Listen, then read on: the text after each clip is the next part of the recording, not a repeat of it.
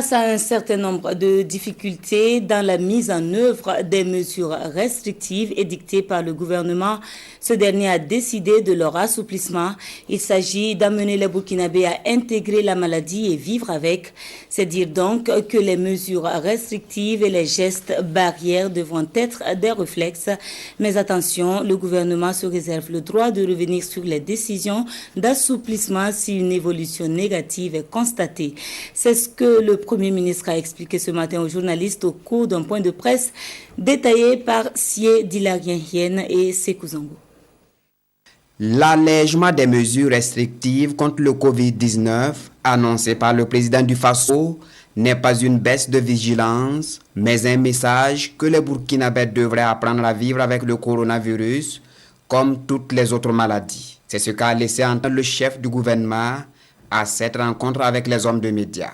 Christophe Marie-Joseph Dabiré traduit sa reconnaissance au personnel de santé, à tous les acteurs impliqués dans le combat contre le coronavirus et à l'adhésion des populations aux mesures barrières. Il invite l'ensemble des Burkinabés à poursuivre la guerre contre le Covid-19.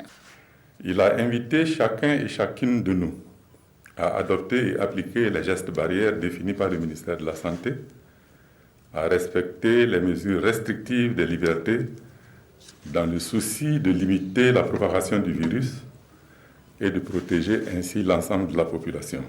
Les effets du coronavirus constituent un véritable coup dur pour l'économie nationale et le gouvernement est soucieux de la souffrance des populations, selon le Premier ministre. Après un temps d'observation de l'application des différentes mesures, le gouvernement a pris l'option d'une régressive des activités dans le souci d'alléger les souffrances des populations tout en maintenant le cap dans la lutte contre l'épidémie au niveau national. La décision de réouverture des classes, des marchés et yards, ainsi que la reprise de certaines activités socio-économiques s'inscrit dans ce processus. Un processus qui ne devrait pas laisser de la place à de mauvaises interprétations. Pour Christophe Joseph Marie Dabiré, le chef de l'État a pris cette décision de manière souveraine et en concertation avec les différents acteurs de la vie nationale. Le chef du gouvernement appelle particulièrement les acteurs de l'éducation à tous consentir le sacrifice afin de sauver l'année scolaire et académique. Je lance un appel aux organisations syndicales du monde de l'éducation de travailler à faire en sorte qu'elles puissent nous accompagner dans les efforts que nous sommes en train de développer pour sauver l'année scolaire et universitaire. Tous autant que nous sommes des parents d'élèves. Et personne n'a intérêt à ce que l'année soit perdue.